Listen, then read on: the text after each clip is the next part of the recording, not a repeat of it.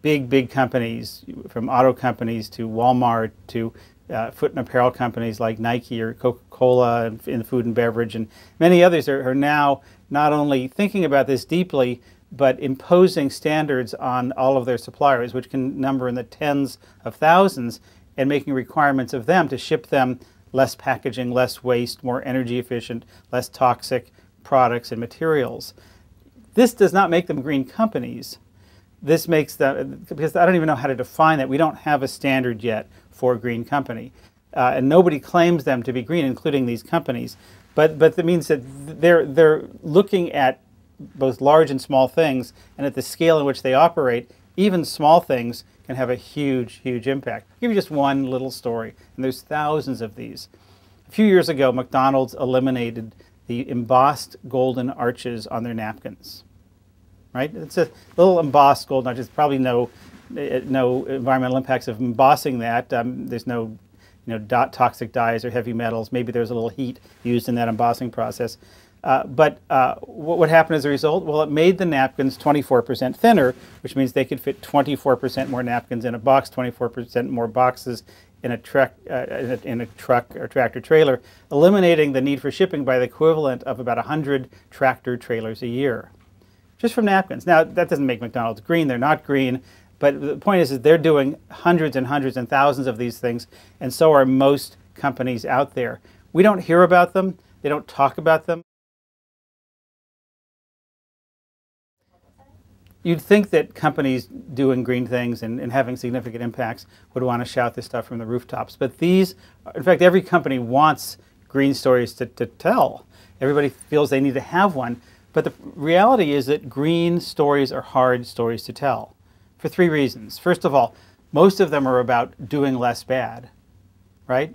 So if you have a widget and this widget, say, hey, this widget has 54% fewer toxics than last year, that's a significant thing from an environmental perspective, but it still means that, hey, we're beating our wife 46% of the time, right? So that's not a very easy story to tell, however impactful it might be. The biggest reason is that a lot of these things have no value to the consumer in terms of the reason that they buy a product.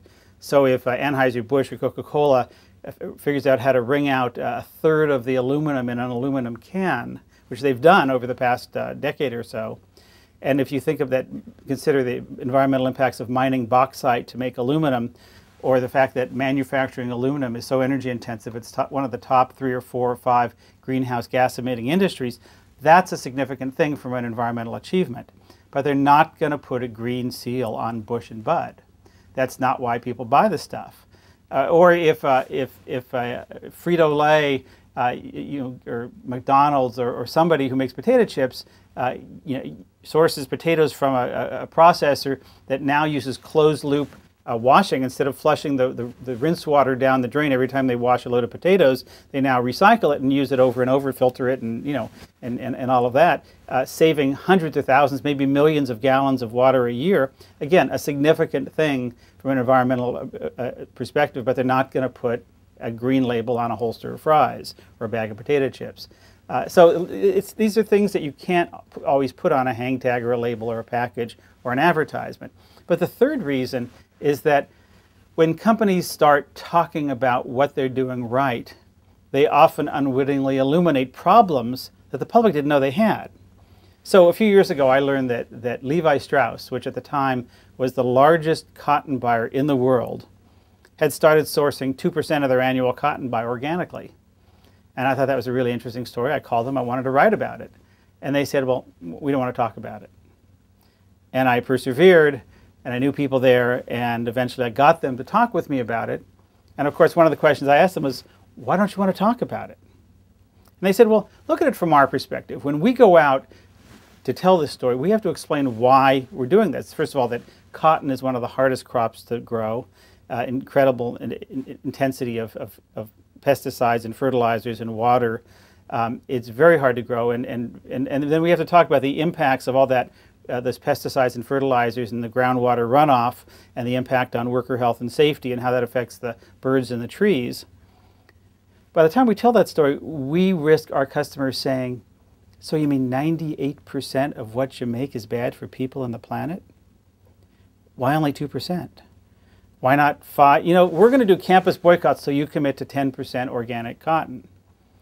You could sort of hear that conversation unfolding in the marketplace, and the conversation that unfolded at Levi's is unfolding every day at big companies, which is to basically asking the question, do we do it or do we talk about it, or both?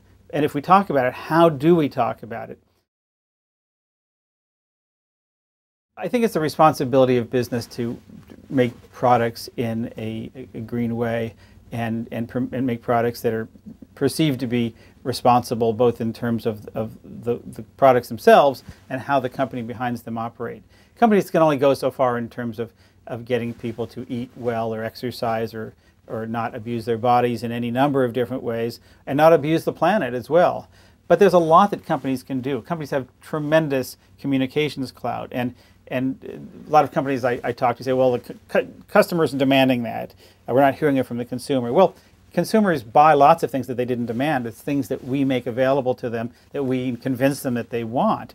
And so there's an opportunity here to help promote a lifestyle that's more environmentally responsible, probably healthier for families and communities as well. But they have to, as I said, be better products or perceived to have some value beyond that.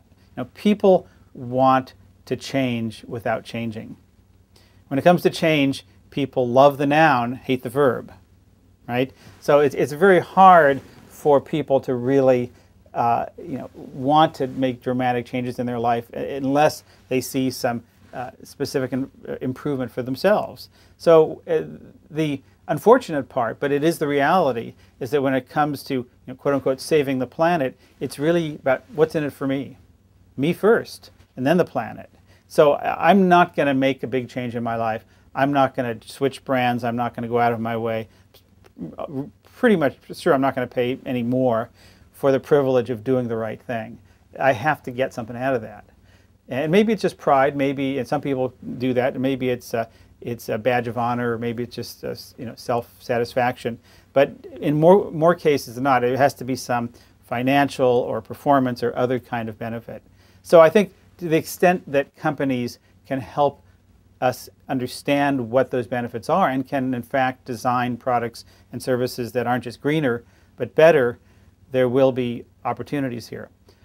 One of the other realities is that companies aren't very good at storytelling around this stuff. Companies are really good at storytelling in general, but when it comes to the environment, storytelling takes on a particularly important part of this. Because when you think about what we're talking about here, on one hand, we're talking about incredible, complex, geeky, scientific, technical issues about which even the experts don't always agree. And on the other hand, we're talking about our bodies and our families and our kids and our community and our future and our planet. So it's head and heart, right? And if you've ever spent any time talking to anyone about this, you know that if you go 1 millimeter too far in either direction, you lose your audience. You're either too over your head, I don't know what you're talking about, this is just too complex for me, or you're too sort of California woo-woo around this, and you lose your audience in either case. And so storytelling is how we integrate head and heart. It's how we take complex things and make them accessible. Companies haven't done a very good job of doing that. There's this line that's just, if I just say Kermit, you'll know exactly what the line is. It's, it ain't that easy being green, is the song lyric that Kermit sang. You know how long ago that was? 41 years ago, 1969. It's older than Earth Day. And that still represents the state of the art of green marketing. I get press releases every day, come-ons, pitches, advertising, slicks, all kinds of things from copywriters and ad agencies and PR firms and the like. And I know that the person, they contain that Kermit line, or some version of it isn't that easy. And I know that the copywriter who wrote that thinks that she or he is the most clever person for having come up with that. And the fact is, it's tired, it's hackneyed, and it's not even true. It's not that easy being green. It actually takes some work. So we need to find better ways to communicate and tell those stories. In the 1990s, during the dot-com boom of the late 90s, there was this axiom that content is king. that those companies that had content would be the ones that ruled the universe in the new connected digital internet world. And a lot of those companies, most of them went away. And it turns out that it wasn't content that was king, it was context. Context is king. And if you look at the companies that survive, the eBays and Googles and Yahoos and others, those are the ones that, Craigslist, and those are the firms that make sense of all this massive information out there. They give it some kind of context, some ability to organize and find things and have things elevate to things that are the most important of all and relative to your interests or relative to that of your friends.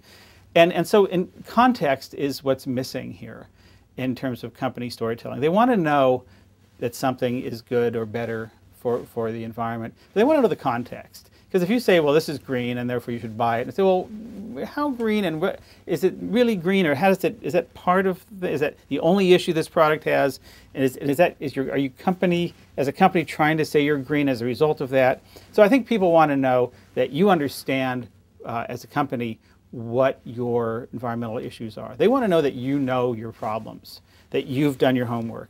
And then they want to know that you're on the case, that you're doing something about that you've got some plan and some kind of commitment, and that you have some, and that you're talking about this openly and authentically, not just waving your arms and quoting Kermit and saying, hey, ain't we green, but actually putting it into context and giving it some sense of this is what we're doing right now, but this is part of a journey that we're on. This is part of a long-term proposition. We're not claiming that by doing this, we're a green company. I think that people the companies that can demonstrate that they understand their problems from an environmental perspective, have a plan in place to do something about it, even if it's long-term and imperfect and never gets them to be perfectly good, which no company really ever will be, and are talking about that openly and authentically, will be in, will have laid a foundation for being able to make specific environmental claims and put out environmental products and talk about environmental issues in a credible way. And even to innovate and fail and still land on their feet and not be charged as greenwashers or as phonies or just ignored. And I think that companies don't lay that foundation, they don't create that context that they need in order to make specific environmental claims.